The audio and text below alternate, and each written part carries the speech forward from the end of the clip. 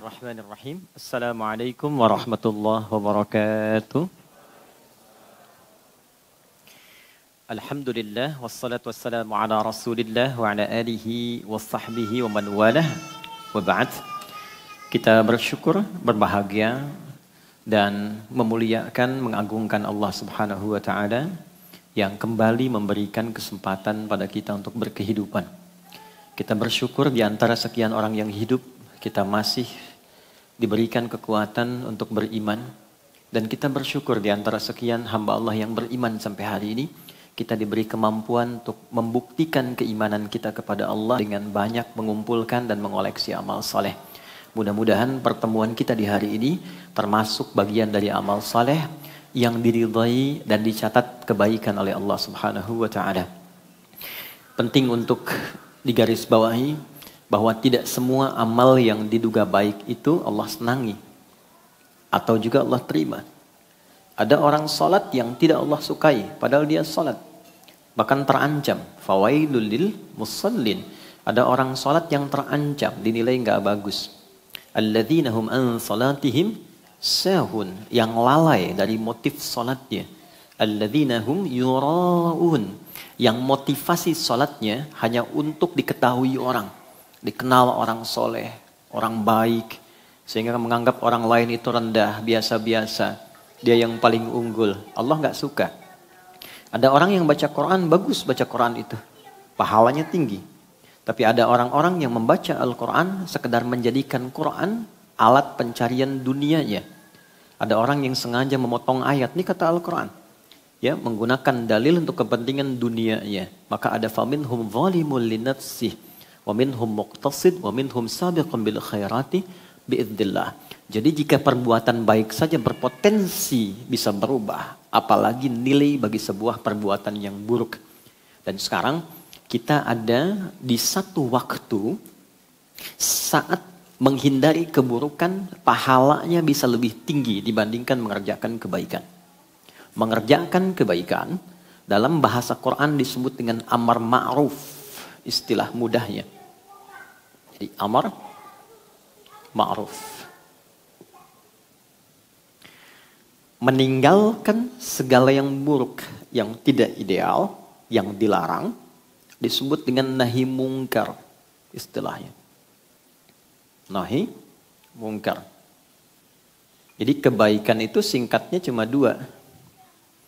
Kalau bukan memperbanyak sesuatu yang baik, segala yang disepakati baik, ideal, dari ujung kepala sampai ujung kaki. Menatap yang baik-baik, bicara yang baik-baik, melangkahkan kaki ke tempat yang baik, berkreasi yang baik-baik. Itu amar ma'ruf. Atau menghindari lawannya, lawan baik, buruk, lawan saleh, salah.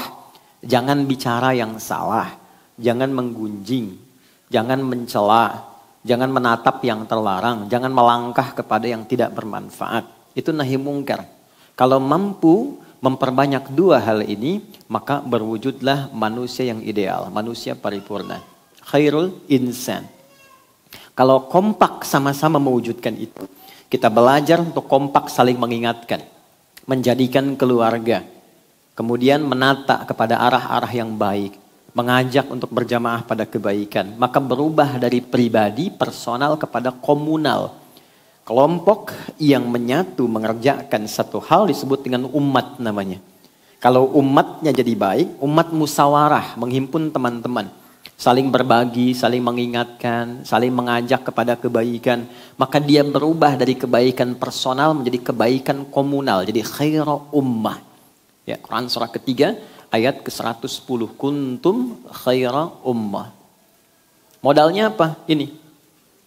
Kuntum khaira ummatin ukhrijat linnas ta'muruna bil ma'ruf wa tanhauna 'anil munkar. Nah, pelan-pelan kita beraktivitas kan ada waktunya ya. Ya kan? Sehari akumulasi jadi pekan, pekan akumulasi jadi bulan, bulan akumulasi jadi apa? Tahun. Setahun berapa bulan? 12. Desain 12 bulan ini itu ketetapannya langsung dari Allah. Jadi manusia nggak bisa menambah atau mengurangi jika tidak terjadi keseimbangan dalam pembagian waktu. Maka turunlah Quran surah ke-9 ayat 36.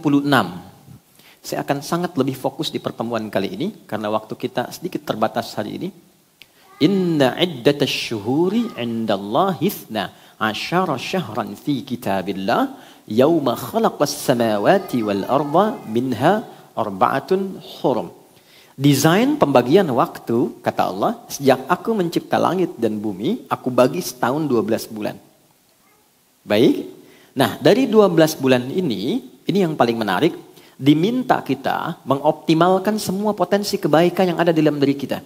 Dari ujung kepala sampai ujung kaki. Bahkan nanti ada ayat-ayat lain mengeksplor kita, kalau engkau ingin sukses, optimalkan potensi itu. Ya, ikhtiar yang kuat, bangun tawakal kepada Allah yang tinggi. Fa'idha faraghta fanfad wa ila rabbika faraghab. Jadi kalau ikhtiar kita diimbangi tawakal, nanti satu, memutus kekecewaan karena tahu qadar. Mungkin Allah menetapkan jalan yang terbaik di balik ini semua. Ya kan? Ikhtiar yang maksimal mengoptimalkan kita sampai ke tujuan dengan cepat. Dan ini berkesesuaian dengan rumus fisika kan? Masih ingat di energi potensial rumusnya? MGH kan? M dikali G kemudian dikalikan dengan H kan? EP sama dengan M, massa dikalikan gravitasi kalikan ketinggian height. Kalau kita rubah masanya ke manusia, gravitasinya pijakan yang kuat untuk berikhtiar, heightnya hablum minallah, maka terjadi percepatan. Kalau kita pindahkan ke kinetik, rumusnya kan berubah, setengah M dikalikan V kuadrat kan? Kalau kita ganti ke EK, energi kinetik, setengah M ya, dikalikan V kuadrat. Jadi semakin sedikit usahanya, tapi optimalisasinya tinggi, bergeraknya sedikit, hasilnya banyak, percepatannya nambah. Dan ingat, ini kecepatan bukan kelajuan. Kecepatan ada vektor, ada arahnya. Semua kita ini punya vektor ketika membuat aktivitas. Masih ingat nggak teman-teman? Sholat pertama kita yang ditunaikan tadi apa? Subuh kan? Subuh itu apa artinya? Ada maknanya. Di Islam itu tidak menetapkan nama, hampa makna, mustahil. Selalu ada maknanya. Subuh itu dari kata asbah. Sesuatu yang siap dengan rencana yang akan dieksekusi. Orang Arab tidak mengatakan kaifa asbaht.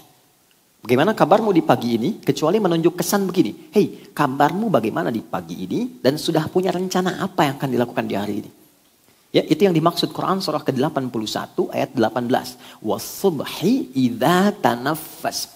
Dan aku bersumpah kata Allah demi waktu subuh yang semua teratur dengan sempurna yang siap untuk dieksekusi. Jadi matahari pun memulai sinarnya di subuh fajar.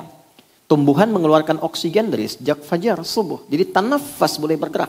Orang Islam disebut muslim bangun dari tidur. Dia sudah punya rencana kehidupan yang akan dilakukan di hari itu. Jadi Anda bangun tidur, saya, kita itu sudah ditanya. Jam 7 mau ngerjakan apa? Jam 8 ada di mana? Planning hari ini sampai tidur lagi apa? Nah, rencana yang telah kita ukur itu dan kita siapkan, sebelum kita kerjakan dieksekusi, kita bawa menghadap Allah lewat skema sholat. Makanya ada sholat subuh. Kita mintalah dalam sholat supaya rencana ini dimudahkan, disepakati dan dibimbing oleh Allah agar hasilnya optimal. Ini yang menjadikan para sahabat dulu beraktivitas tuh ke masjid dulu. Nanti pulang dari pekerjaan, ke masjid lagi mampir, baru ke rumah. Karena itu aura yang dibawa ke rumah itu auranya aura masjid. Dan masjid kan tenang. Anda kan di jalan ketemu orang singgungan dengan mobil, dengan kendaraan lain. Kadang-kadang emosi meningkat, sudah di kantor banyak masalah, di jalan penuh problem. Terakumulasi yang kena anak. Dah nunggu 8 jam bikin karya, digambar, tulis ayahnya I love you. Nyampe ke rumah, ayah diam kamu. Hah? Capek nih. Kan? Anda ke rumah itu jadi ayah, bukan jadi direktur. Bukan jadi bos. Saya juga ke rumah gak jadi ustad. Saya pulang ke rumah, anak saya tuh butuh ayahnya. Dia gak manggil saya ustad. Belum pernah dalam sejarah kehidupan saya pulang nyampe rumah, ustad. Gak pernah. Mereka panggil Buya. Saya terbang jauh 10 hari. Itu penerbangan paling panjang kemarin ketika saya ke Amerika. Setahun bayangin tuh. Tahun 2002 nyampe 2023. Anak saya udah nunggu rupanya. Pulang malam ditunggu teman-teman.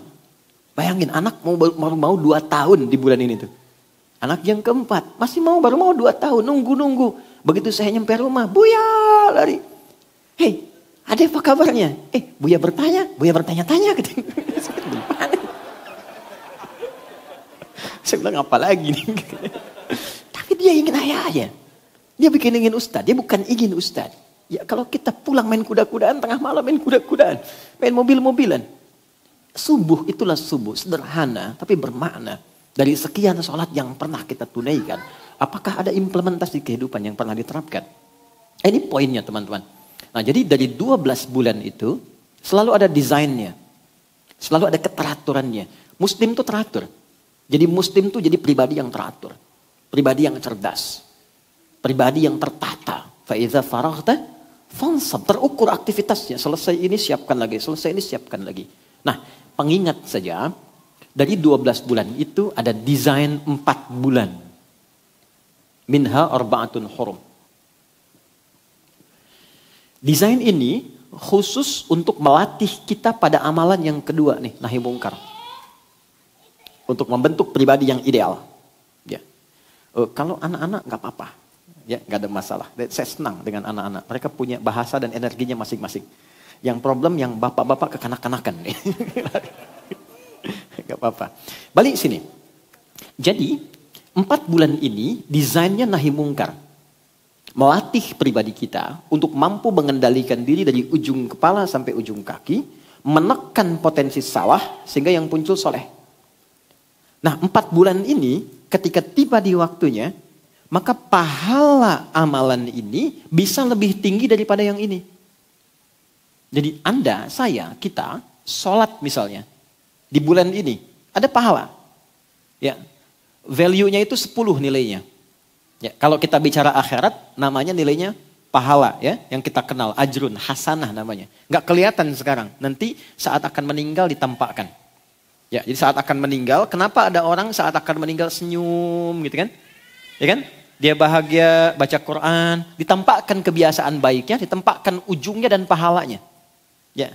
Nanti saat kembali ke akhirat, hakiki diberikan. Jadi ada ilmu yakin sekarang diberitahu, ainal yakin ditampakkan saat sakaratul maut, hakul yakin dialami saat berpulang. Ya. Jadi kalau ingin segera tampak ya nggak apa-apa, itu pilihan ya. Tapi kan sesuai ajal gitu ya. Nah ini 4 bulan ini, kalau kita kerjakan, saya sholat dapat pahala 10 kebaikan. Itu ada di Quran surah ke-6, Al-An'am ayat 160. Man jaa bil hasanati falahu asyru amthaliha. Siapa yang menunaikan perbuatan baik yang punya nilai pahala, dia dapat 10 poinnya. Sholat disebut hasanah di Quran. Termasuk hasanah. Quran surah ke-11, Hud ayat 114. Aqimis salata tarafain nahar wa zulafan minal lail innal hasanati yudhibnas sayyiat. Jadi kalau kita salat ada pahalanya. Pahala ini bekal saat pulang ke akhirat nanti. 10 itu begini. 1 keduanya 500 tahun. 2 ketiganya 500 tahun. 3 keempatnya 500 tahun. Demikian selanjutnya. Tapi kalau kita ada di satu di antara 4 bulan ini. Maaf. Lihat handphone. Mau lihat YouTube ceramah. Tiba-tiba ada iklan yang nggak pantas. Algoritma itu berputar misalnya. Lalu Anda skip tuh, palingkan, ganti. Dengan niat menghindari maksiat. Itu pahalanya 2 kali lipat dibanding hari biasa. Kalikan 2. Jadi menghindari maksiat itu sesuatu yang salah. Bukan cuma menghindarkan kita pada keburukan. Itu ada nilai, dihargai, diapresiasi oleh Tuhan. Allah tuh menyayangi. Makanya di ayat Quran surah kedua, ayat 222, itu disebut sosok yang dicintai oleh Allah. Innallaha yuhibbut tawwabin. Allah itu senang pada orang-orang yang sering mengoreksi diri menghindari perbuatan maksiat. Mau melangkah nih, ada tempat yang salah, gak usah kesinilah, ke tempat lain saja. Nah itu ketika dia berpindah ada pahalanya. Ada orang bikin hoax, ya, bikin berita, terpancing untuk ikut, lalu Anda tahan misalnya, gak jadi Anda tinggalkan, ada pahalanya. Dan pahala di waktu itu 2 kali lipat. Nah yang 4 bulan ini nanti dirinci dalam hadis, misalnya Sahih Muslim. Karya Imam Muslim. Nomor hadis 1679. Riwayat sahabatnya namanya Abu Bakrah. Dikenal dengan Nafi'. Saya baca cepat. Fokus teman-teman. Saya tidak bermaksud mengajari, hanya sharing atas apa yang disampaikan oleh Nabi dan beberapa ulama-ulama kita. Qala Rasulullah SAW. Nabi SAW pernah menyampaikan pesan mendalam. Inna zamana qad istadara kahayatih. Yauma khalaqas samawati wal ard. Kata Nabi, Allah itu sedang mencipta langit dan bumi, sudah mendesain waktu akan berputar begitu saja. Jadi sekarang siang nih, mau jam 11. Besok pun akan ketemu ke situ lagi. Pagi ketemu lagi, pagi. Malam ketemu lagi, malam. Jadi kalau kita nggak isi dengan baik, maka waktu hanya akan berputar begitu saja. Waktunya kan sama, begitu. Yang merubah kan suasananya. Suasana itu kan berdasar pada tindakan kita. Kitanya kreatif, terjadi perubahan. Zaman dulu tidak sama dengan sekarang. Kenapa keadaannya berubah? Bukan waktunya berubah. Kreativitas manusianya yang tidak sama. Sehingga melahirkan karya yang berbeda. Maka kalau Anda ingin menjadi pribadi, kata Nabi, yang sukses, yang baik, isi waktu dengan karya-karya yang gemilang. Punya persiapan. Waktu ini desainnya. Ini yang ingin dicapai. Goalnya apa? Kalau perlu sampai akhirat turunkan konsepnya. Di Islam itu nggak nanggung. Kalau pengen sukses, ambil yang paling tinggi. Sehingga effortnya lebih tinggi, nyangkutnya jelas. Kalau nggak sampai di atas, jelas. Mungkin di bawahnya sedikit. Ada mahasiswa, kalau dia berharap IPK-nya 4, maka kan usahanya akan lebih tinggi kan? Lebih kuat mencapai itu. Kalaupun nggak nyampe kan 3,9, 3,8. Kalau targetnya cuma 2,75, nyangkutnya di 2,5. Nah, kata Quran, kalau Anda bikin visi yang panjang. Quran surah ke-59 ayat 18. Ya ayyuhalladzina amanu taqullaha wal tanzur nafsum ma qaddamat lighad. Perhatikan baik-baik, ini indah sekali. Dan nggak ditemukan dimanapun. Kalau Anda mau mapping, bikin planning kegiatan, kata Quran, turunkan semua dimensi kehidupannya. Oke, sekarang kita ada di dunia. Dan ini kita akan tinggalkan kan? Bahkan diumumkan loh, terdengar di telinga. Ya kan? Kalau si Fulan duluan pulang, kan diumumkannya telah meninggal dunia kan? Oke? Berarti ini akan ditinggalkan kan? Dan itu pasti sifatnya. Ya, sesuai dengan ajal namanya. Waktunya tiba, maka di situ kita akan berpulang. Dan gak bisa milih. Quran surah ke-7 ayat 34. Walikulli ummatin ajal. Fa'idha ja'a ajaluhum la yastakhiruna sa'atan wa la yastaqdimun. Setiap manusia, bahkan umat, bahkan generasi berganti itu punya masa hidup. Kalau sudah tiba, dia berpulang gak bisa dimundurkan atau dimajukan. Jadi bisa saja terjadi, Anda misalnya duluan, saya belakangan, mungkin. Ya, atau ditukar, ya kan? Saya belakangan, Anda duluan, kan mungkin juga terjadi gitu ya. Ya intinya kita meninggalkan dunia ya. Baik. Oke, sekarang dari dunia pindah kemana? Baik, ke barzakh ya. Tempatnya disebut kubur. Afala ya'lamu idza bu'thira ma fil kubur. Pindah ke kubur. Ya. Awas hati-hati. Dunia yang kita alami real, bukan sinetron berkepanjangan. Ingat ya. Awas. Dari kubur kemana? Akhirat kan ujungnya. Berarti ada 3 alam yang kita lalui. Nah di akhirat ini karena akhir tuh ujung sesuatu. Tapi kalau ujung tidak ada awalnya lagi. Itu tembok ya. Kalau nggak ada setelah itu space lagi. Murni akhir itu tambah tak di ujungnya. Namanya akhirat. Jelas? Maka ketika disebut akhirat artinya ini ujung sesuatu. Ujung tempat kehidupan. Setelah ini nggak ada lagi yang lain. Dunia meninggal masih ada ini. Barzakh. Barzakh itu pemisah di antara dua. Bainahuma barzakhul la yabghiyan. Oke. Di barzakh tidak akan abadi. Bangkit. Ya kan? Kemudian pindah. Di sini yang abadi. Jadi kalau ada status di sini itu akan selalu berganti. Makanya tiap hari bisa update status kan? Karena berubah. Ya, status sosial bisa berubah. Ya kan? Hari ini cukup, besok kaya. Besok kaya, selanjutnya bisa cukup. Hari ini punya jabatan, begitu purna, selesai. Berganti datang yang lain. Karena itu kehidupan di dunia disebut dengan khalifah. Dari kata khalafa, sesuatu yang saling menggantikan. Ayah selesai, datang anaknya. Anak selesai, datang cucunya. Jabatan selesai, gak ada yang abadi. Karena dibatasi, pasti akan ada yang menggantikan. Kaya juga begitu, selesai. Paling tidak sepakat di garis kematian, wafat. Oke, baik. Dan nanti ada ilmunya sendiri nih. Pindah ke sini, bekalnya sudah berbeda, Karena itu meninggalkan ini, hukum alam, hukum tempat itu kan pindah tempat, pindah hukum kan. Oke, kita sekarang ada di Indonesia, mau ke Malaysia. Kalau sudah ke Malaysia yang dipakai hukum apa? Malaysia. Pindah tempat, pindah hukum. Dari Malaysia mau ke Amerika, hukum Malaysia berhenti, hukum Amerika yang berlaku. Jadi inter dunia saja hukumnya berbeda. Sekarang kita mau meninggalkan dunia, pengen pakai hukum yang sama, mustahil. Karena itu semua barang-barang dunia itu selesai saat di dunia. Dibawa ke kubur aja nggak laku kok. Ya. Anda mau bawa di kubur pakai iPhone yang 14 yang baru, supaya bisa miss call. Teman di luar nggak bisa, tetap aja rusak habis.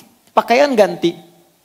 Terus hukum dunia nggak berlaku. Sekarang punya rumah, berapa Anda punya rumah? Berapa meter paling luas? Berapa hektar punya taman? Ke kuburan 2 kali sekian, selesai. Bukan berarti nggak boleh selama di dunia, silahkan. Tapi value-nya, naikkan value-nya supaya nanti memberikan nilai ke sini. Silahkan pakai hukum dunia di sini, gunakan value akhirat sehingga ketika pindah kita punya bekal. Puncaknya di sini. Cuman 2 pilihannya. Kalau bukan di tempat kenikmatan darun naim, surga, atau di tempat kenestapaan neraka. Cepat. Wal tanzur, kembali ke Quran surah ke-59 ayat 18. Wal tanzur nafsum ma qaddamat lighad. Dan ayat ini dibuka dengan kata iman. Ya ayyuhalladzina amanu. Sedikit ya. Hai semua orang yang beriman. Tingkatkan takwamu kepada Allah dan kalian mesti punya visi hidup yang panjang. Jadi ternyata teman-teman, jadi orang yang muslim beriman itu adalah orang yang visioner. Di semua konsep kehidupan kita, even sekarang kita hidup di dunia, harus visioner. Ya, di antara visi itu jangan tanggung kata Allah, turunkan skemanya dari yang paling tinggi. Wal tanzur nafsum ma qaddamat li ghad. Ghad itu akhirat. Jadi kalau mau bikin kegiatan kata Allah, ya, ini bagus sekali desainnya dan tentu sempurna karena dari Allah. Turunkan dulu tempat yang terakhirnya, goal itu turunkan yang paling tingginya dulu. Kita kan terakhir di sini kan, insya Allah ya. Baik, insya Allah ya. Siapa yang mau ke surga? Alhamdulillah. Surga itu ada 8 tingkat. Paling tinggi surga Firdaus. Siapa yang mau ke Firdaus? Nah, gitu ya. Jadi gini, kata Quran, kalau pilih dan menempatkan sesuatu, tempatkan yang paling tinggi. Jadi kalau kita tempatkan di Firdaus, nyangkutnya kan jelas ya. Paling tidak surga standar kan. Yang nikmatnya juga sudah nikmat ya. Tapi kalau Anda katakan, ya yang penting masuk surga lah, nggak usah tinggi-tinggi amat ya. Si amat aja nggak tinggi misalnya kan. Anda pilih yang biasa. Tapi kalau nggak nyampe situ, di mana nanti nunggunya? Ya kan? Oke, maka ini turunkan surga Firdaus. Nanti Firdaus amalannya apa?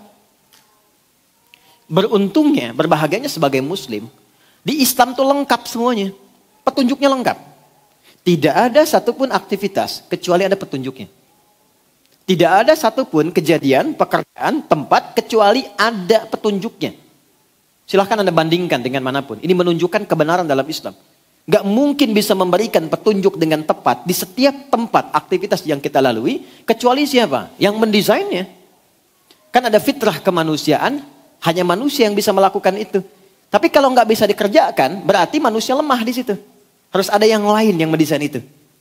Allah telah menyiapkan segalanya buat dari Firdaus. Turunlah Quran surah ke-23. Ayat 1 sampai 9. Penghuni surga Firdaus itu apa saja. Dan yang dijelaskan bukan profesinya. Tapi karakternya. Qad aflahal mu'minun. Alladzina hum fi salatihim khashi'un. Walladzina hum 'anil lagwi mu'ridun. Walladzina hum lizzakati sa'ilun. Penghuni surga Firdaus itu ternyata pertama orang yang membangun hubungan baik dengan Allah. Oh, Anda pengen ke surga Firdaus, yang punya Allah, punya hubungan gak baik sama Allah, gimana mau masuk? Membangun hubungan baik dengan Allah, caranya disebut dengan sholat. Skemanya di sholat. Maka mulai sekarang, kita mesti mendalami ini, karena ini pangkal dari semua kebahagiaan dunia dan akhirat kita. Kemudian yang kedua apa? Contoh. Maaf ya, Anda mau jadi apapun silahkan. Pengusaha boleh. Pebisnis oke. Diplomat, birokrat, ilmuwan silahkan. Kan semua tidak menghalangi untuk punya hubungan baik dengan Allah kan. Sholat silahkan. Kemudian walladzina hum 'anil lagwi mu'ridun, pada yang tidak penting tinggalkan. Obrolan yang tidak penting, hal yang tidak penting, yang enggak bermanfaat, itu ini kalau pengen ke sini. Turunkan sampai ke bawah. Nah, di antara latihannya lagi apa? Ini. Kalau ada latihannya nahi mungkar, meninggalkan yang tidak penting, yang tidak bermanfaat. Tepat di 4 bulan ini, pahalanya 2 kali lipat. 4 bulan ini kata Nabi, maaf, talata mutawaliyat. Isi waktu dengan benar selama 12 bulan. Jangan ada waktu yang kosong yang sia-sia, pesan Nabi. Siapkan visi sampai ke akhirat yang paling tinggi. Sukses dunia, alam kubur baik, akhirat tenang. Latihan 4 bulan utama. Talata mutawaliyat, 3 berurutan. Bulan ke-11, Dzulqa'dah. Bulan ke-12, Dzulhijjah. Makanya orang haji banyak mengoreksi diri. Ketiga, Al-Muharram, bulan pertama. Ingat, ada haram, ada muharram, ada al-muharram. Itu beda. Muharram itu perbuatannya. Mencuri, muharram. Hukumnya, haram. Waktu meninggalkan hal yang dilarang, al-muharram. Jelas? Oke. Satu lagi apa? Rajab. Wa Rajabun Mudhar syahrun baina Jumada wa Sya'ban. Bulan Rajab yang letaknya di antara bulan 6 dan bulan 8, Jumada dan Sya'ban. Sekarang kita berada di bulan itu, di pertengahannya. Kita ada di Rajab. Jadi Rajab itu, maaf, bulan evaluasi. Bulan mengoreksi diri, bulan muhasabah. Dan Quran itu kalau ngajak muhasabah, itu jangan tunjuk orang dulu. Ternyata tidak keluar. Ke dalam dulu konsepnya. Ke dalam. Maka kita mulai koreksi ke dalam dengan turunnya Quran surah ke-66 ayat yang ke-6. Kita bahas dari sini pembahasan utama kita. Nanti baru masuk ke materi yang saya akan buatkan kurikulumnya sampai akhir tahun ini. Jadi insya Allah pembelajaran kita akan tersambung, berkelanjutan sampai dengan akhir tahun. Supaya Anda tahu kalau mau belajar di sini dengan saya kajiannya apa gitu. Nanti saya akan berikan resumnya supaya juga ada catatan yang bisa dibawa. Ya, selain nanti terdokumentasikan lewat video yang mungkin bisa diakses kembali. Baik, saya mulai teman-teman dengan Quran surah ke-66 ayat 6 dulu. Ini dasar pengantarnya hari ini, setelah itu masuk ke kurikulumnya. Alhamdulillah. Jazakallah khair. Gak apa-apa, sudah. Nah, ini aja. Gak apa. Oke. Quran surah 66 ayat yang ke-6. Sudah? Ya ayyuhalladzina amanu. Hai semua orang yang menyatakan telah beriman. Tuan-tuan ya. Kalau ada ayat Quran dibuka dengan kata ya di depannya. Disebutkan sebanyak 361 kali dalam Al-Quran. Artinya panggilan ini mencakup semua tanpa kecuali. Tak peduli sedang merasa lemah iman, futur, ataupun kuat iman. Ya, indikasinya iman tuh begini standarnya. Lihat dicek, bisa dicek di sholat. Ya, dari panggilannya saja. Subuh tadi jam berapa? 4:30 gampang ya. 4:35, oke kita ambil. 4:35. Ini nanti standar ngujinya ada di Quran surah ke-4 ayat 103. Ditafsir di Quran surah ke-8 ayat ke-2. Ini cara ngujinya ini. Cara ngukur iman sedang kuat, standar atau tinggi. Innas salata kanat 'alal mu'minina kitaban mawquta. Quran surah ke-4 di akhir ayat 103. Orang beriman itu pasti tahu waktu salat. Nah, nanti untuk ngecek imannya bagaimana? Quran surah 8 ayat 2. Innamal mu'minuna alladzina idza dzukirallahu wajilat qulubuhum. Insan beriman itu untuk mengecek ada sinyal iman atau tidak, kata Allah akan disebutkan nama Allah. Nanti ada konfirmasi di imannya, getaran. Nah, karena itu disebutkanlah dalam sehari nama Allah diperdengarkan ke telinga. Bahasa Arab telinga itu udhun. Jamaknya disebut adzan. Adzan itu dari kata udhun, artinya telinga. Kenapa adzan disebut adzan? Karena diperdengarkan langsung lafaz Allah pada orang-orang yang masih memiliki pendengaran, punya telinga. 5 kali dalam sehari untuk ngecek iman. Karena nanti ada yang paginya beriman, sorenya sudah lemah. Allahu Akbar, Allahu Akbar. Tuh. Jelaskan ya? Mas Cuping kalau lagi adzan kan, Allahu Akbar, Allahu Akbar. Tuh. Nanti kalau ada iman, getaran tuh ada. Terkonfirmasi, ya Allah sudah adzan. Nah, pernah dengar itu gak? Ya, adzan subuh 4.35. Allahu Akbar, Allahu Akbar. Bangun kita. Ya Allah sudah adzan. Nah, itu punya iman. Kualitasnya standar. Iman standar. Ya, pas dipanggil, pas respon. Ya kan? Anda kerja jam 7, datang ke kantor jam 7. Standar kan? Tapi ada orang yang 4.35, jam 4 tuh sudah bangun. Menjemput dan menunggu panggilan itu. Ya. Itu konfirmasi iman. Ya. Sebaliknya, jam 4 dipanggil, 4.35. Baru sadar 5.34. Tuh. Atau bahkan gak ada respon, tapi penolakan. Allahu Akbar, Allahu Akbar. Suara apa sih ini? Kecilin toanya. Kan? Nah, ini menunjukkan iman bermasalah. Jelas? Dan kita doakan. Begitu responnya. Quran mengajak mendoakan loh. Bukan mencela loh. Saya mencari ayat dari Al-Fatihah sampai An-Nas. Yang menunjukkan celaan. Gak saya temukan. Responnya indah. Nih ya. Fir'aun tuh. Fir'aunnya. Kebayang gak? Fir'aunnya. Hobi bunuh orang, ngaku Tuhan, tindakan zalim dan sebagainya. Tetap kalimatnya indah. Quran surah 20 ayat 43 sampai 44. Idhaba ila fir'auna innahu tagha faqula lahu qawlan layyina la'allahu yatadhakkar aw yakhsha. Musa dan Harun pergilah kepada Fir'aun. Fir'aun itu bukan orangnya, tapi jabatan yang melekat kepadanya. Tuh lihat ya, ada orang salah menyalahgunakan wewenang jabatan. Oleh Allah dilarang mengeksplorasi dan mencela orangnya.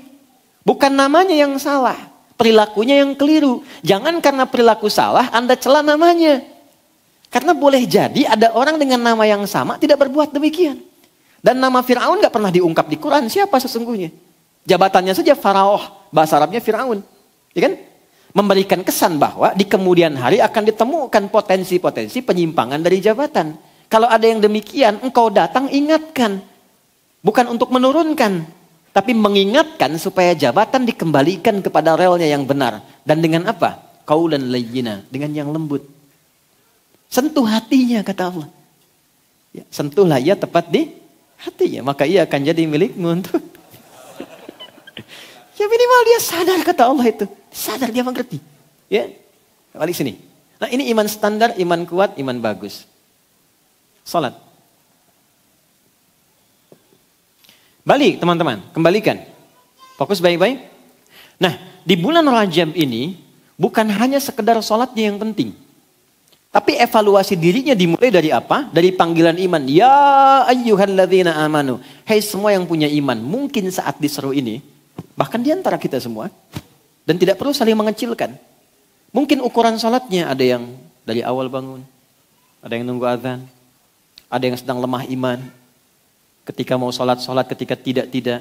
Sayangnya Allah kepada kita. Allah gak bedakan di bulan ini. Panggil semua. Aku gak peduli engkau memvonis dirimu lemah iman. Datang padaku. Aku kuatkan imanmu. Aku gak peduli engkau banyak maksiat. Datang taubat. Aku cintai engkau. Itu jelas loh. Ayatnya, hadisnya. Maka dimulai dari apa? Semua yang punya iman. Qu anfusakum wa ahlikum nara. Perbaiki diri dan keluargamu. Diri plus keluarga. Jadi bulan ini adalah bulan evaluasi, bulan duduk bersama, bulan untuk mengoreksi diri, introspeksi, dan bulan untuk mendudukkan keluarga menjadi keluarga yang ideal dan baik. Pertanyaan saya, pernah nggak duduk bersama keluarga untuk sama-sama saling menilai, mengoreksi, meluruskan, membangun visi yang baik lagi? Nah ini momentumnya. Tolong tunjukkan pada saya, di buku mana Anda temukan, memberikan kesempatan waktu yang rinci, detil dengan petunjuknya, membagi waktu yang menerangkan kita menjadi pribadi baik, plus juga membawa keluarga pada kebaikan. Tunjukkan pada saya. Anda nggak akan temukan. Yang ada cuma konsep yang pandangan parsial sifatnya. Belum tentu bagi si B baik, bagi si A mungkin. Tapi Allah membawa kita pada suasana yang indah. Hei, kamu mungkin sebagai pribadi unggul. Coba lihat keluargamu. Kamu mungkin champion di perusahaan. Di rumah gak ada kebahagiaan. Atau mungkin di rumah bahagia. Tapi di masalah selalu muncul. Di pekerjaan, di kehidupan sosial, pada pribadi. Mungkin yang salah bukan orang. Yang salah mungkin dirimu sendiri yang belum kau koreksi. Ketika Anda berdiri dan ada orang lain lewat, dia tidak menyapa. Yang salah bukan dia yang tidak menyapa. Yang salah Anda yang menyimpulkan dia sombong. Boleh jadi dia sedang buru-buru, dia sedang sakit gigi gak bisa nyapa. Kan demikian. Tapi karena kesimpulannya yang hadir dari pribadinya bahwa dia tidak menyapa, dia sombong, jadilah kemudian bahan-bahan perselisihan. Maka coba dudukkan dirimu, kata Allah. Dan ajak keluargamu. Nah, ini yang coba kita akan turunkan pelan-pelan. Bagaimana konsep muhasabah diri yang baik, plus menyertakan keluarga di dalamnya. Dari segi waktunya sampai detil pelaksanaannya. Kita mulai dengan Quran surah ke-51 ayat 18. Keutamaannya ditemukan, keutamaannya ada di Quran surah ketiga ayat 17. Wah, ini musyawarah sesungguhnya nih, sakinah, mawaddah dan rahmah. Ya bukan cuma istrinya namanya sakinah, ya kan? Anaknya namanya mawaddah, adiknya namanya rahmah, bukan itu juga. Ya kalau kita nggak terapkan ini, belum tentu tenang di rumah tangga. Ya, ibu pilih mana? Kaya tapi gelisah atau miskin tapi tenang?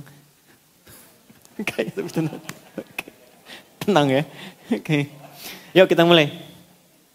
Bismillahirrahmanirrahim. Tolong diingatkan kalau sudah 11:04 ya, karena saya nggak pakai jam. Bismillahirrahmanirrahim.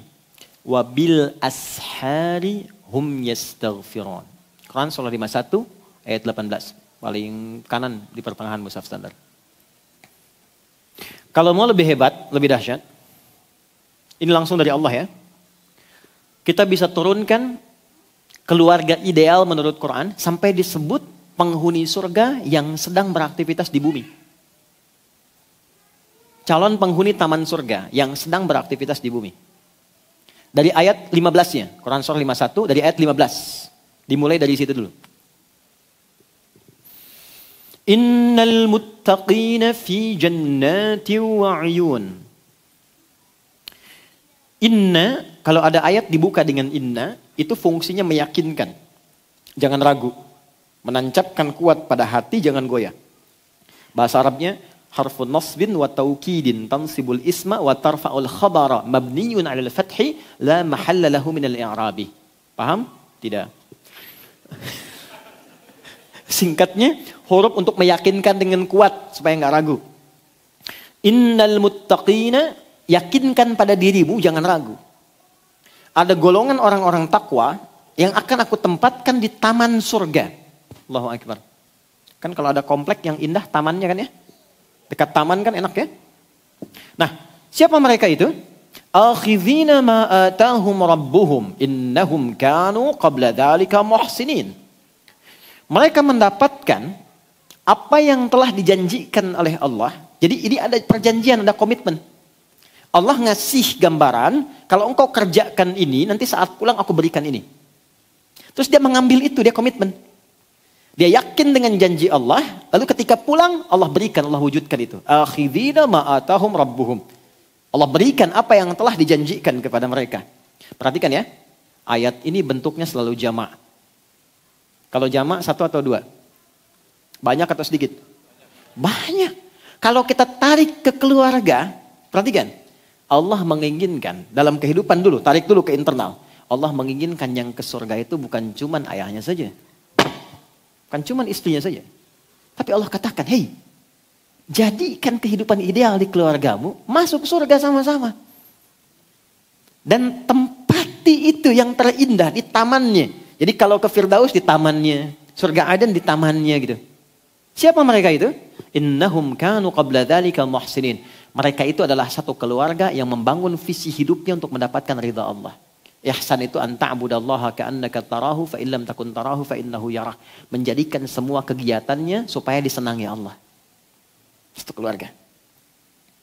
Nah, apa yang mereka pertama lakukan? Mereka mencari waktu dulu, waktu yang terbaik, yang tenang, yang nyaman, supaya di waktu ini kondisi pikirannya juga tenang, hatinya tenang, dan dengan ketenangan itulah lahirlah rencana-rencana yang cemerlang. Jiwa yang tenang melahirkan ide yang cemerlang. Jiwa yang tenang melahirkan kreativitas yang cemerlang. Riset menunjukkan tidak ada waktu yang paling menenangkan kepada jiwa dan pikiran kecuali waktu-waktu jeda di pertengahan malam menuju ke subuh. Silahkan cek. Riset menunjukkan demikian. Even itu di Amerika. Saat saya di Amerika juga riset itu diungkap kembali.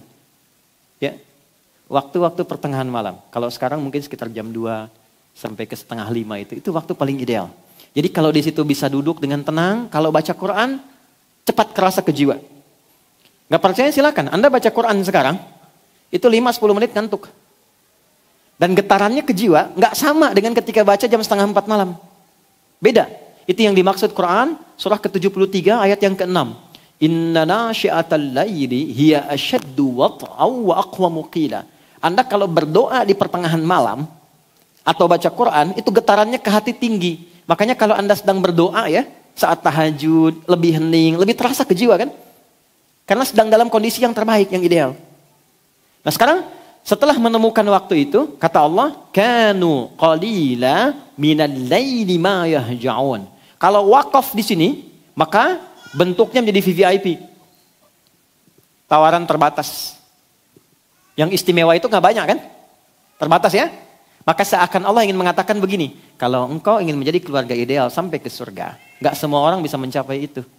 Kecuali yang terbatas. Maka jadilah bagian dari itu. Kalau ayatnya disambungkan, kanu qalilan minal laili ma yahja'un, maka berubahlah menjadi amalan. Apa amalan keluarga terbatas itu? Yang pertama, mereka mulai latihan dengan menunaikan tahajud bersama.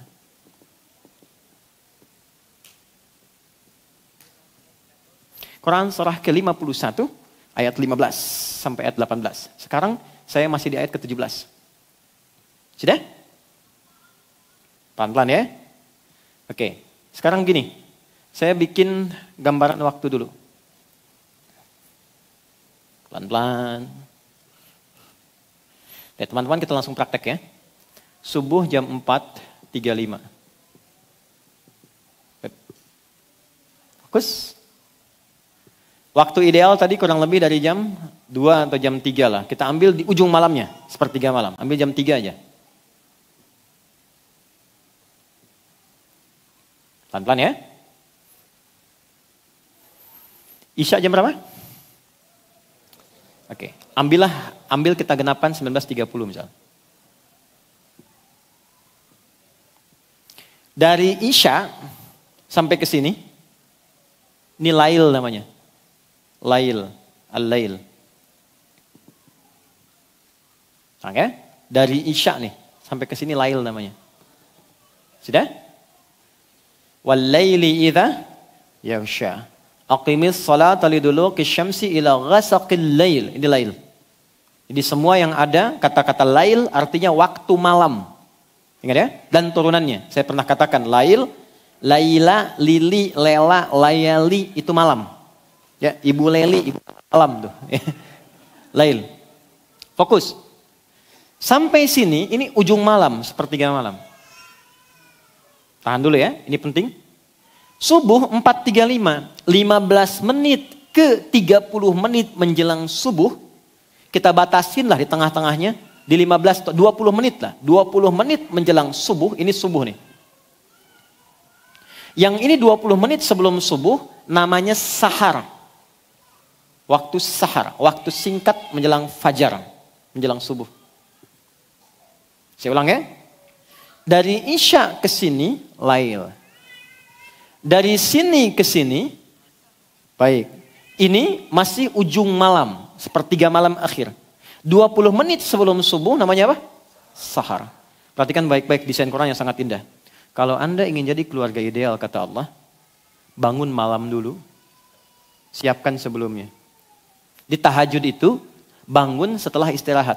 Kompak istirahat dulu. Baru bangun malamnya. Dari kata hajada. Hajada itu, jim dal, kegiatan yang dilakukan malam hari setelah tidur dulu. Kalau nggak tidur, begadang, malam misalnya langsung sholat, itu nggak disifati tahajud. Namanya qiyamul lail. Nama umum, qiyamul lail. Tapi kalau Anda istirahat dulu, bangun malamnya, berusaha untuk bangun. Bangun malam saja hajada. Berusaha sungguh-sungguh untuk bangun, tambah tak di depannya. Tak. Kalau nggak mudah bangunnya, sampai Anda mesti berusaha optimal, tambah tasydid sebelum huruf akhirnya. Tahajjud. Sifatnya disebut tahajud. Quran surah ke-17 ayat 79. Wa minal laili fatahajjad. Dan dari sebagian malam nih berusahalah keras untuk bisa bangun. Kenapa pakai ta dan tasydid? Karena memang gak mudah untuk bangun. Makanya kan mau bangun jam 3 alarmnya 3 kali kan. Jam 2, 2:04, jam 2:30. Iya kan? Alarm pertama untuk mematikan alarm kedua kan. Alarm kedua bersiap-siap alarm ketiga. Alarm ketiga baru sadar begini, tek begitu jam 5 kan. Awal-awal. Alhamdulillah yang dihisap niatnya kan. Oke, pertama. Ini tahajud. Dia sudah kompak. Mama kalau bangun duluan, ayah bangunin ya. Tapi kalau sulit gimana? Siram aja pakai air. Baik. Fokus. Siapin. Ada apa di tahajud ini? Allah sudah janjikan. Ada waktu-waktu yang spesial. Yang kalau bahkan keluarga bisa melakukannya. Yang pertama Allah berikan ketenangan dalam hati satu keluarga itu. Nah, ketenangan ini yang dibutuhkan dalam rumah tangga. Ini sakinah yang Anda dambakan. Jadi ketenangan itu maksudnya ketenangan untuk melahirkan kemampuan mengatasi persoalan dalam kehidupan. Nah, ketenangan yang datang setelah kesulitan itu pergi itu disebut sakinah namanya. Ketenangan yang datang lewat ibadah disebut tumakninah namanya. Oke? Nah, kita butuh sakinah untuk mengolah semua persoalan supaya mudah diatasi. Karena kadang-kadang ketika Anda punya masalah dan berdoa, kadang Allah nggak langsung kasih solusi. Tapi bentuk yang kedua, Allah kuatkan hati Anda sehingga mampu mengatasi persoalan itu. Itu yang mahal. Masalahnya nggak langsung selesai. Tapi Anda tuh bisa sabar menjalani itu. Terus kan meningkat kemampuannya. Sehingga dengan itu ketika mampu melewati tantangan yang ini, di depan ada tantangan baru, Anda sudah punya energi lebih besar untuk menghadapinya. Itu yang mahal. Nah ini kalau kompak dihasilkan sejak awal, maka ketika bangun yang pertama diberikan ketenangan. Apa rumus hadisnya? Prakteknya sholat tahajud itu bisa berjamaah untuk berlatih. Kita temukan Quran di hadis ya, hadis dulu. Hadisnya diriwayatkan oleh Imam Abu Daud di kitab Sunan Abu Daud. Nama aslinya Abu Daud ini aslinya Sulaiman dari Sijistan, dikenal dengan Sulaiman As-Sijistani. Beliau itu punya kemampuan hafal hadis luar biasa, sampai kalau disebutkan cepat jawab. Ini sahih, ini dhaif, ini asalnya begini, ini sanadnya begini. Lunak lisannya terhadap hadis. Ada nabi yang melunakkan besi disebut Nabi Daud, maka ada orang komen di masa itu kalau ada Nabi Daud yang melunakkan besi, maka ini lisannya mampu melunakkan hadis dengan mudah. Maka dikenallah dengan Imam Abu Daud. Ada juga yang mengaitkan kepada keturunan. Nama aslinya Sulaiman As-Sijistani. Menulis kitab namanya Sunan. Sunan itu kitab hadis yang disusun berdasarkan urutan fikih. Jadi kalau Anda ingin tahu cara sholat, cara wudhu yang benar, nyambungnya jangan ke Al-Bukhari dulu. Buka kitab Sunan. Jelas ya? Misal pengen tahu caranya turun dari i'tidal, mau sujud nih, lutut dulu atau telapak tangan dulu. Anda kalau buka di Al-Bukhari, sampai kiamat kurang 2 hari nggak akan ditemukan. Karena memang nggak ada. Adanya di kitab ini. Ini bukan masalah sahih dhaifnya. Nomor hadis 1367, saya cepat. Rawinya Ibnu Abbas radhiyallahu taala anhuma. Qala kana an-nabiy sallallahu alaihi wasallam idza istayqadha min nawmihi fajalasa famasaha bi yadihi min athari nawmihi faqara khawatim surah Ali Imran fadhahaba ila ash-shin al-mu'allaqa fatawadda. Adalah kebiasaan Nabi sallallahu alaihi wasallam. Seorang nabi ahli surga dekat dengan Allah dijamin surganya, turun surah surga satu surah Al-Kautsar sebelum wafatnya. Dengan semua itu masih mau menunaikan tahajud jadi kebiasaan. Ada orang bukan di sini, bukan nabi, bukan rasul, surga belum jelas, nggak ada pujian dari Quran, belum juga jelas ada jaminan surga untuknya. Cita-cita masuk surga Firdaus pengen bersama nabi. Tapi untuk sekedar sholat fardu masih tertinggal. Bukan di sini ya, di luar gitu ya. Nah, itu yang kita doakan, kita bawa. Nah, sekarang kebiasaannya apa? Kalau bangun beliau duduk dulu. Nah, bangun untuk tahajud, jangan bangun langsung baca doa. Sadar dulu. Itu Islam itu logis sekali. Ya. Jadi bangun itu pasti ada suasana ngantuknya. Ini bukan bangun alhamdulillah. Bangun-bangun jam 6. Sadar dulu. Nah, lalu hilangkan bekas ngantuk. Dengan tangan yang diduga bersih. Kalau belum bersih, cuci dulu. Baru hilangkan bekas ngantuk. Karena nanti ada hadis lain, kalau engkau bangun dari tidur, maka cucilah dulu tanganmu karena engkau tidak tahu kemana dia berkelana saat tidur. Ya? Nah itu terjemahan kurang lebih. Maka hilangkan bekas ngantuk, Setelah itu, untuk menguatkan baca akhir surah Ali Imran. Ayat 190 sampai 200. Nanti lain waktu kita belajar tentang ini. Baru baca Alhamdulillahilladzi ahyana ba'dama amatana wa ilaihin nusyur. Maka beliau pergi ke tempat tertutup untuk berwudu. Kalau ada hadas yang besar, misalnya antara suami istri, maka mandi terlebih dahulu. Kemudian apa kata Ibnu Abbas? Beliau pergi ke musalla, tempat sholatnya, lalu aku mengikuti di belakangnya. Ibnu Abbas waktu itu usianya belum baligh. Anak ini baru sekitar 4-5 tahun usianya. Tapi sejak kecil didekatkan dengan Nabi. Jadi kayak gini Bu, Pak. Kalau sedang taklim teman-teman diajak. Jadi kenalnya sama Rasulullah. Dan apa yang didekatkan, itu yang ditokohkan. Anak-anak kan begitu kan? Didekatkan ke Tayo, dia tahu Tayo kan? Tayo, Robokarpoli, Embers, ya, dan sebagainya. Tapi kalau didekatkan dengan sosok-sosok ideal misalnya, kenalkan, ini loh ahli Quran, ini begini. Nanti tertanam di benaknya, pengen seperti itu. Ibnu Abbas dulu begitu. Jadi hadis tentang bangun tidur diriwayatkan oleh anak kecil usia kurang lebih 4-5 tahun. Lalu ngikut Nabi di belakang, sholat di belakang Nabi.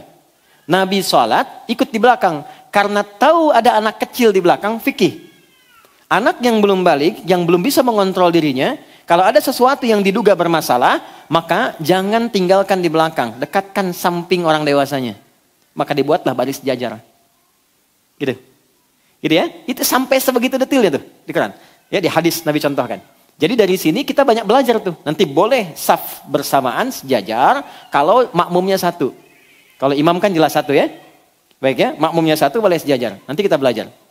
Tapi hadis ini sekaligus menunjukkan kebolehan sholat malam berjamaah. Jelas ya? Ibnu Abbas itu siapa? Keponakan Nabi. Ini latihan di keluarga. Dan pernah ada sahabat-sahabat juga, Al-Bukhari nomor hadis 2010. Ya, sampai dengan 2012. Sampai dari Aisyah, radhiyallahu ta'ala anha, Sayyidah Aisyah, sampai ke hadisnya Umar bin Khattab. Ada beberapa sahabat datang ke Nabi SAW. Pengen tahu cara sholat malamnya Nabi. Maka bertanya, bagaimana sholat malamnya Nabi? Kata Sayyidah Aisyah, la tas'al an husnihinna wa tulihinna. Yusalli arba'an, thumma yusalli thalathan. Aduh jangan tanya deh, panjang dan bagusnya. Indah sholatnya Nabi.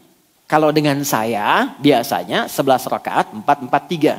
Di tempatnya Sayyidah Maimunah, 11 rakaat, 2-2-2-2-2, ujungnya 1. Nanti kadang lebih daripada itu. Nabi melatih yang standar. Penasaran orang-orang ini. Abdullah bin Mas'ud radhiyallahu ta'ala anhu, Ubay bin Ka'ab radhiyallahu ta'ala anhu, dan beberapa yang lain. Besoknya, ketika tidak dengan di rumahnya, mengikuti Nabi, malamnya ikut tahajud di belakang Nabi. Benar kata Sayyidah Aisyah. Rakaat pertamanya 100 ayat Al-Baqarah. Dikira akan ruku, ternyata tidak. Disempurnakan Al-Baqarah 286. Dikira akan ruku, udah siap-siap, nyambung Ali Imran. Rakaat pertama. Dikira akan ruku, nyambung An-Nisa sampai ayat 176, 5 juz 4 halaman. Baru habis An-Nisa, ruku, Allahu Akbar. Besoknya gak ikutan lagi tuh. Tapi ini menunjukkan kebolehan sholat berjamaah, tahajud untuk melatih diri, mendapatkan kekhusyuan, mendapatkan bacaan yang menenangkan. Nah, saya mau katakan nanti kalau ada yang tanya, apa dalilnya tahajud berjamaah? Anda sampaikan, hadis riwayat fulan, nomor sekian, oh sekian. Ayatnya Quran surat sekian, surat sekian. Tahu dari mana? Udah tanya Ustaz Adi. Ada dalilnya ya? Jadi nggak semua kita tempatkan, nggak ada dalil, nggak ada contoh, nggak dikerjakan. Tidak, ada skemanya. Nah nanti kalau sudah siap, bangun, ambil wudhu, usahakan di rumah. Tapi ini rahasia ya, di antara kita saja, kasih hari ini. Kalau bisa, bikin mihrab. Oke? Bikin apa? Mihrab. Dan gak harus mewah, gak harus luas. Saya waktu pertama pulang dari Tripoli, kontrak, petakan, ada 3 petak. Satunya kami siapkan mihrab. Sehamparan sejadah aja. Mihrab itu tempat yang disebut dalam Al-Quran. Yang mempercepat terkabulnya doa, please mendatangkan rizki yang melimpah. Itu ada di Quran surah ketiga Ali Imran ayat 37. Maryam punya mihrab. Tidak harus di masjid. Di rumah bisa dibikin. Tapi tolong itu khususkan ibadah saja. Jadi di luar ibadah keluar dari situ. Termasuk bikin status ya. Masuk situ ceklik, maaf ya sedang di mihrab, jangan ganggu. Jadi sholat, baca Quran, berdoa di situ. Perhatikan baik-baik. Kalau punya agak luas tempatnya, siapkan malam bangun. Buka dengan sholat dulu. Antum latihan teman-teman, yang ikhwan. Kan imamnya antum. Imamnya kan antum. Masa anak Anda sekarang sudah mulai membaca, menghafal? Ya kan? Bapaknya juga semangat. Di sekolah kami, tidak ada anak masuk sekolah kami, kecuali ibunya juga mesti ikut. Perjanjian di awal. Anaknya belajar, ibunya belajar. Di anaknya tahsin, ibunya tahsin. Jadi pulang dari sekolah, anak setoran ke ibunya, ibunya pun sudah satu level. Nah antum naikkan yang laki-laki, karena antum imamnya. Gak apa-apa. Mulai dari yang rendah, jangan panjang-panjang dulu. Yang disukai justru kata Quran, faqra'u ma tayassara minal Quran. Yang ringan dulu, yang penting nyaman tahajudnya. Antum hari ini wajahnya very very cool gitu kan? Ya, cari yang cool-cool dulu. Qul huwallah, qul a'udzu birabbil falaq, qul a'udzu birabbin nas. Enggak apa-apa, enggak apa-apa. Ya. Sampai anak merasa di belakang, "Pah, naikin dong." Oh, besok ad-duha, besok lagi al-insyirah. Kalau bisa sambil dibacain tuh nanti. Jadi sebelum tidur bacain sebelum tidur. Ini surat ini berkisah tentang ini. Ceritain. Yang pendek aja dulu. Nanti malamnya dibaca. Jadi anak itu mendapatkan bacaan plus maknanya. Nah setelah mendapatkan ketenangan. Maaf ya. Jangan ngambil yang ideal dulu. 11 misalnya. Capean nanti. 3 rakaat aja dulu. Dan bangunnya. Gak usah terlalu jauh ke subuh. Kalau subuh 4.35. Mulai sholat tuh jam 4 aja dulu. Nanti berhenti di jam 4 misalnya, lewat 20. Ya, ada 15 menit tersisa. Supaya nggak terlalu jauh dengan subuh. Bangun jam 2, sholat jam 3, tidur lagi setengah 4, bangun jam 6. Ideal. Pepetin dulu ke subuh. Jurusnya tuh pepetin ke subuh. Supaya saat bangun, nggak terlalu jauh ke subuh jaraknya. Begitu sudah mendapatkan kenikmatan dalam sholat, jiwanya tenang. Ini yang saya maksudkan. Kita cepat, masuklah ke sini sahar. Apa yang dikerjakan di sahar ini? Yuk baca ayatnya, ayat 18. Quran surah 51, ayat 18. Wabil ashari hum yastaghfirun. Ada ayatnya? Oke ya, Quran surah 51, ayat 18. Wabil ashari hum yastaghfirun. Dan ketika masuk di waktu sahar, hum itu artinya mereka. Kalau mereka banyak kan? Kita bawa ke keluarga definisinya. Dan ketika masuk waktu sahar, keluarga itu kompak yastaghfirun, mengoreksi diri, bermuhasabah, bermohon kebaikan kepada Allah. Caranya bagaimana? Tuh. Pak, maaf teman-teman, agak hening sebentar.